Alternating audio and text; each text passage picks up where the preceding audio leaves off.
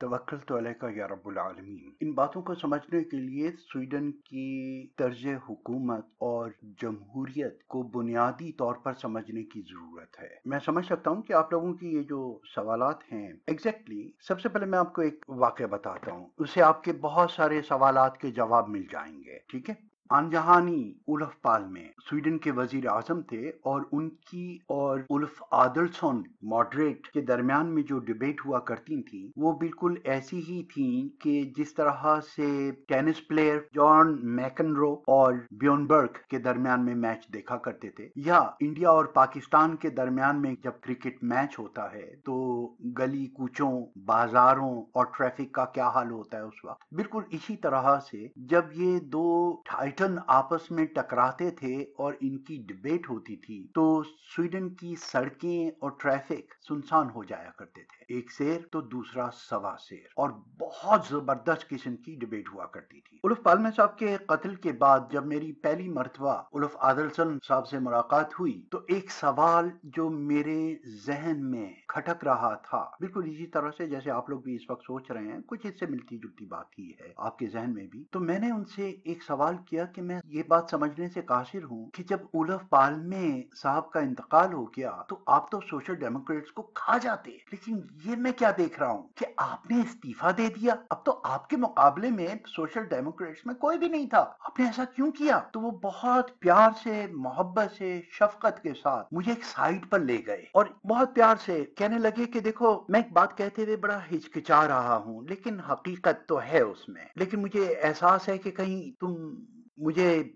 गलत नहीं समझना अगर मैं ये जुमला कहूं। तो मैंने उनकी बात को टोकते हुए कहा कि आप बड़े हैं, जैसे चाहें, जो तरीका आप मुनासिब समझें मुझे समझाने का वो इख्तियार कीजिए। तो कहने लगे कि देखो, तुम्हारा बैकग्राउंड तो इस मुल्क का नहीं है ना, तो इसलिए मैं ये कहते हुए हिचकिचा रहा था कि कुछ चीजें तुम्हें हमारे ही अंदाज में सोचने की जरूरत होगी। तुम एक बहुत ज़हीन लड़के हो और मुझे उम्मीद है कि तुम बहुत आगे जाओगे। तो यही चीज जहन में रखते हुए मेरी ये ख्वाहिश भी होगी कि तुम इस बात को समझ लो। हमारा मकसद हुक्मरानी करना या किसी सीट पर आना नहीं है। हम जितनी भी पार्टियां हैं उनका मकसद तो मुल्क को सर्व करना ही है ना। तो मैंने बड़े आहिस्ता से कहा, मैंने जी। तो कहने लगे जब उल्फ पाल्मे चले गए तो बिल्कुल सही कहा तुमने, मेरे मुकाबले का सोशल डेमोक्रेट्स में इस वक्त कोई भी नहीं है। तो क्या ये हमारे मुल्क के लिए फेयर होता कि मैं सिर्फ इसलिए इस मुल्क पर हुक्मरानी करता कि मेरी किसी बात का जवाब देने के काबिल नहीं है मेरी अपोजिशन, तो इसका ये मतलब नहीं कि मैं सही भी हूं और मैं आकर अपनी मनमानी करने लगूं। हम कभी भी तरक्की नहीं कर सकते थे अगर मैं आ जाता इस अंदाज में कि मुझे रोकने और टोकने वाला मेरे मुकाबले का ना हो। हम सिर्फ उस वक्त तरक्की कर सकते हैं, सिर्फ उस वक्त अपना जोर दिखा सकते हैं जब हमारी मुखालिफ जमात या मुखालिफ उतने ही जोर से हमें पीछे को धक्का दे सके। और इसी तरह से इस जोर आजमाई में छन कर निकलती है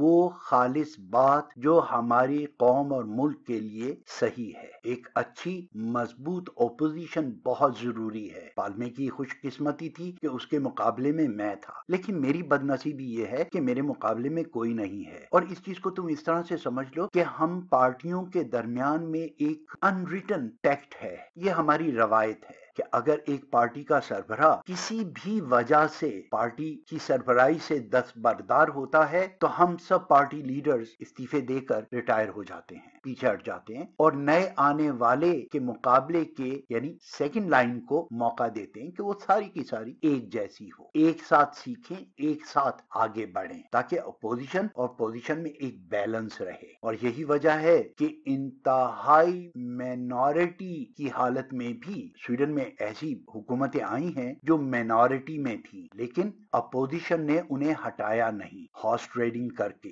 उसकी बहुत सी मिसालें हैं जैसे कि मैं पहले लेक्चर्स में दे चुका हूं, और इस इलेक्शन में भी बिल्कुल ऐसा ही हुआ है। 349 के ऐवान में 144 निशिस्त एक ग्रुप ने ली हैं और जो मौजूदा हुकूमत में भी हैं, और 143 अपोजिशन पार्टियों ने ली हैं। सिर्फ एक का फर्क है। अब दरमियान में यहाँ पहले की तरह से एक इंतहा पसंद पार्टी है, उनके पास पूरी 62 सीटें हैं। यानी अगर हुकूमत इन 62 सीटों वालों को अगर अपने साथ मिला ले तो इनकी कुल तादाद 206 हो जाएगी, और अगर ओपोजिशन इन्हें मिला ले तो उनकी कुल तादाद 205 सीटें हो जाएंगी। लेकिन बाज़ाहिर एक बुरहान नजर आ रहा है स्वीडिश सियासत में कि बड़े ग्रुप आपस में निगोशिएशन कर रहे हैं एक मखलूत हुकूमत बनाने की, कुछ दो और कुछ लो, ताकि ये जो तीसरी कुव्वत उभर रही है इंतहा पसंदी की, इसे दोनों साइडों में से कोई हुकूमत में शरीक नहीं करना चाहता। अब आप देख रहे हैं कौमी मफाद किसे कहते हैं और कौमी मफाद की पासदारी किसे कहते हैं। पैसे देने तो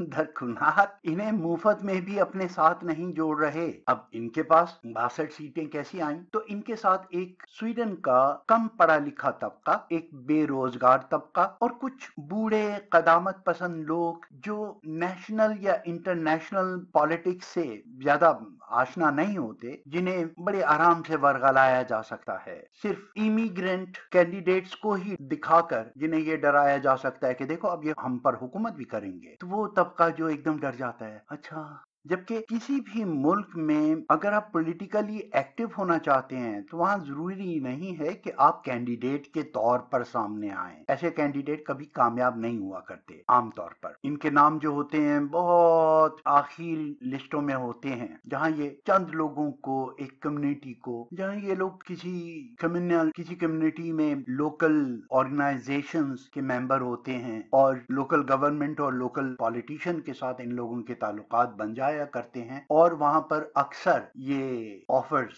दी जाती हैं कि तुम हम में शामिल हो जाओ, एक अच्छे वर्कर की हैसियत में, एक अच्छे कारकुन की हैसियत में इजाफा होगा। और मकसद ये होता है कि हमारी पार्टी, हमारे मंशूर, हमारी सियासत से मुतालिक तुम अपनी ऑर्गेनाइजेशन में बात करोगे तो हमारा ये पैगाम वहां तक भी पहुंचेगा। तो हर जमात ऐसी कल्चरल ऑर्गेनाइजेशन के साथ बड़े गहरे रवाबित रखा करती है इंटीग्रेशन पॉलिसी के तहत। लेकिन उसका ये मकसद नहीं होता कि वो जिनको वहां से दावत दें या जो लोग उनमें शामिल हों वो पार्लियामेंट मेंबर ही बन जाया करते हैं। ऐसा बहुत कम होता है, बल्कि यूं कहना चाहिए शाद और नादर ये होता है कि इनमें से कोई पार्लियामेंट तक जा सके। और जो लोग गए हैं उनकी कम्युनिटी जो है वो लाखों पर मुहित है। पाकिस्तानियों की इतनी तादाद यहाँ पर नहीं है कि सब मिलकर भी अगर किसी एक कैंडिडेट को वोट दें तो उसे जिताने की हैसियत में हो, जो जाए कि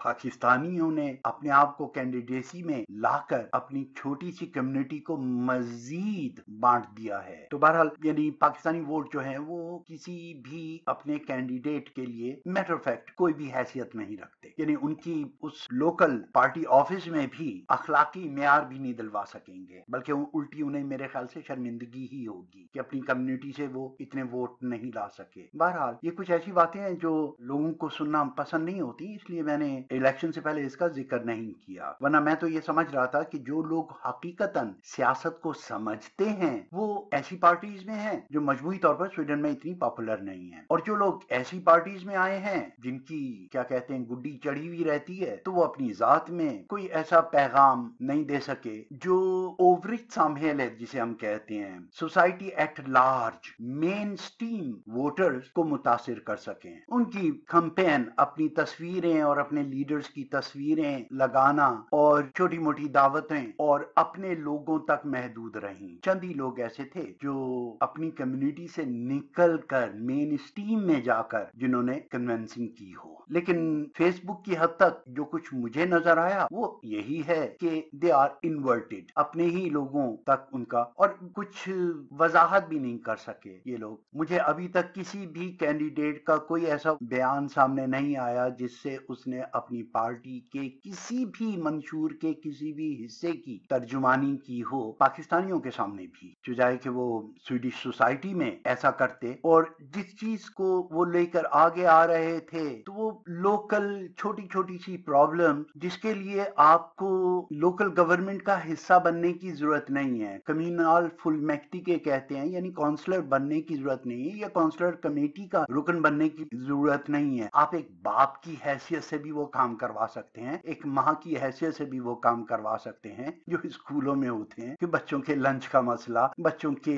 नहाने का मसला, या लड़कियों और लड़कों को अलहदा अलहदा नहाने का मसला, इस टाइप की बातों तक को तो इन्होंने ओपनली छेड़ा भी नहीं। ठीक है ना, जो एक सिर्फ बाप की हैसियत से मुझे जैसे दो चार लोग इन बच्चों के लिए वैसे ही करवा चुके, जहां पर आप इसकी इतला देते हैं स्कूल वालों को तो वो फौरी तौर पे मान लेते हैं। स्वीडन एक बहुत ब्रॉड माइंड किस्म के लोग हैं, बहुत अकोमोडेट करने वाले सुलझू लोग, यानी उन्हें ये पसंद नहीं है कि आपको उनसे कोई शिकायत हो, बस ये समझ लें। और इसी वजह से वो आपको ज्यादा से ज्यादा सहूलत देना चाहते हैं, वो हुकूमती सतह पर तमाम हमवतनों के लिए हो या मेहमान वर्कर्स के लिए हो या जो लोग यहाँ पर रहाइश पजीर हैं, लोकल या इमिग्रेंट, कोई भी शिकायत हो वो उसको दूर करने की हतमुल्कान कोशिश करते हैं किसी भी सतह पर। तो ऐसी चीजों को आप वोट लेने का एक जवाब नहीं बना सकते। लिहाजा मेरी प्रिडिक्शन जो थी वो अब भी है कि इनमें से शायद ही कोई कामयाब हो। अभी मैंने लिस्टें नहीं देखी, एक आध मुझे नजर आ रहा है, बल्कि आ रही है, जो मेन स्ट्रीम में कुछ बातचीत कर रही है, और उसमें भी एक खास वजह होती है जो मैं यहाँ रिकॉर्डिंग के दौरान बताना पसंद नहीं करूंगा कि हर पार्टी को कुछ चेहरे बहरहाल चाहिए होते हैं, बस इतना काफी है। स्वीडिश पॉलिटिक्स को समझने के लिए जबान का आना काफी नहीं है, किसी माशरे को समझने के लिए सिर्फ जबान का आना काफी नहीं है। आपको माशरत समझनी होगी, आपको जहनियत समझनी होगी, आपको साइकोलॉजी, उनकी नफ्सियात समझनी होगी। मैं पाकिस्तान के लिए तो ये मशवरा दे सकता हूँ कि आप बेल रिंगर को या विसल ब्लोइंग के लिए जो आपने इकदाम किए हैं या जो कर रहे हैं वो काबिल सताइश है, लेकिन स्वीडन में या यूरोप में विसल ब्लोअर को पसंद नहीं किया जाता। वो बर्तानिया के हेजेंटाइन हो जिन्होंने मार्गरेट थैचर की हुकूमत गिराई, या हमारे यहाँ बूशिरका में कुछ लोग थे जिन्होंने कम्युनाला फुलमैक्टी में यानी काउंसिल में कुछ इंकशाफात किए थे, और जिसकी वजह से वही अंजाम उनका भी हुआ जो हेजेल्टाइन साहब का वहां पर हुआ था। मार्गरेट थैचर के बाद जॉन मेजर आ गए और उन्हें जगह नहीं मिली। इसी तरह से वो हमारे जो दोस्त थे उन्हें और उनकी बेगम दोनों को पार्टी से निकाल दिया गया और ऊपर की सतह पर कुछ मराहत लेकर बात वहीं पर दबा दी गई। ऐसा ही होता है यहाँ, विसल ब्लोइंग कल्चर को तकवियत नहीं दी जाती, लिहाजा आप इल्जामात की सियासत नहीं चला सकते इस मुल्क में। वो मेरा लेक्चर याद है ना, शीशे की दीवार, हाँ बिल्कुल वही, यानी जैसे दो कल्चर्स के दरमियान में एक शीशे की दीवार होती है और दोनों तरफ उस कल्चर के मुताबिक रंग होता है, यानी जिन लोगों ने सुर्ख रंग रखा हुआ है अपनी तरफ तो वो जब देखते हैं तो दीवार के पार उन्हें हर चीज सुर्ख नजर आती है, और जिन लोगों ने हरा रंग रखा हुआ है वो जब इस तरफ से उस तरफ देखते हैं तो उन्हें हर चीज हरी नजर आती है। लिहाजा असल रंग देखने के लिए आपको वो दीवार क्रॉस करनी पड़ेगी और वहां रहकर उसे समझकर वो ऐनक उतार कर उसे देखना होगा। वहां सिर्फ जुबान काफी नहीं है, आपको उस कल्चर के अंदर और उसकी नफ्सियात को, उसकी रवायात को समझते हुए उस चीज का मुशाहिदा करना होगा, तब आपकी समझ में आएगा कि हम जिन्स जोड़े जो आपस में शादी कर लेते हैं उन्हें ईरान में हम जिन्सों को सजाए मौत कैसी लगती है, या हम जिन्सों को सजाए मौत देने वालों को हम जिन्स जोड़े की शादी कैसी लगती है। तो ये आप अपनी अपनी जगह पर बैठकर इस चीज का मुशाहिदा नहीं कर सकते, इस चीज को नहीं समझ सकते। इसलिए दोनों के लिए जरूरी है कि आप उनकी रवायात, उनके कल्चर, उनके मिजाज, उनके रहन सहन और उनकी सोच, उनकी नफ्सियात को समझें, तभी आप समझ सकते हैं कि ये अच्छी बात या बुरी बात उनमें क्यों है। इसी तरह से बाकी सियासी मामलात हैं। एक अच्छी स्वीडिश बोल लेने से, एक कमरे में चंद लोगों को कन्विंस करने के बाद आप अपनी सोसाइटी में आकर अपनी जुबान में ये अपीलें करें कि भाई हमें वोट दो। बहरहाल स्वीडन में ये चीज पहले भी हो चुकी है बहुत मर्तबा, और एक मर्तबा तो ऐसा हुआ था कि माइनॉरिटी में जो सीटें वाले रह गए थे तो उन्हें उनका कोलिशन टूट गया था, एक पार्टी हट गई थी, तो उसकी वजह से वो एकदम माइनॉरिटी में आ गए, लेकिन उसके बावजूद उन्होंने एक उस दौर की ایک جماعت تھی اسے اپنی پارٹی میں شامل نہیں کیا، اور اپوزیشن نے اس بات کو سراہتے ہوئے کہ آپ اسے شامل نہیں کر رہے، لہٰذا ہم آپ کو ایسے ہی اجازت دیتے ہیں، آپ اپنی اس مائنورٹی کے ساتھ ہی حکومت کیجیے۔ سویڈش پارلیمنٹ کے بارے میں ایک اہم بات یہ بھی ہے کہ آپ الیکشن جیتنے کے بعد جب پارلیمنٹ ممبر ہوتے ہیں تو آپ اپنی پارٹی کے تابع بھی نہیں ہوتے، آپ نے جو بھی ووٹ دینا ہے آپ نے اپنے ضمیر کی آواز میں ووٹ دینا ہے، نہ کہ وہ پاکستان میں وہ جیسے ایک صاحب نے یہ اعلان کیا روتے ہوئے کہ آج میں اپنے ضمیر کی آواز کے خلاف یہ ووٹ دے رہا ہوں، اور ان کو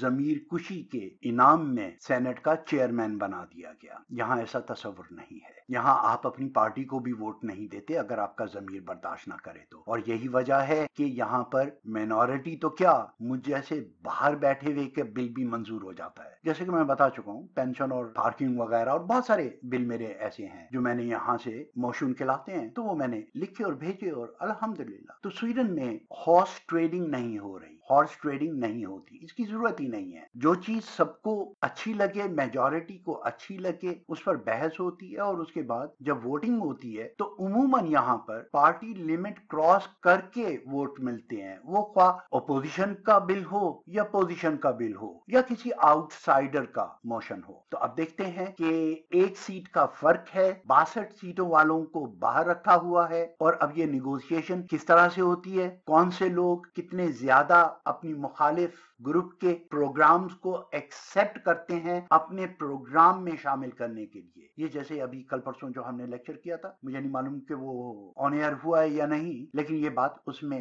تھوڑی سی وضاحت کے ساتھ بتا دی گئی ہے۔ بہرحال اب ہم سوال لیتے ہیں، ٹھیک ہے، ایسے یہی ختم کرتے ہیں، پھر اللہ پاکستان اور پاکستان کے حامیوں کو اپنے حفظ و امان میں رکھے، فی امان اللہ۔ Now yes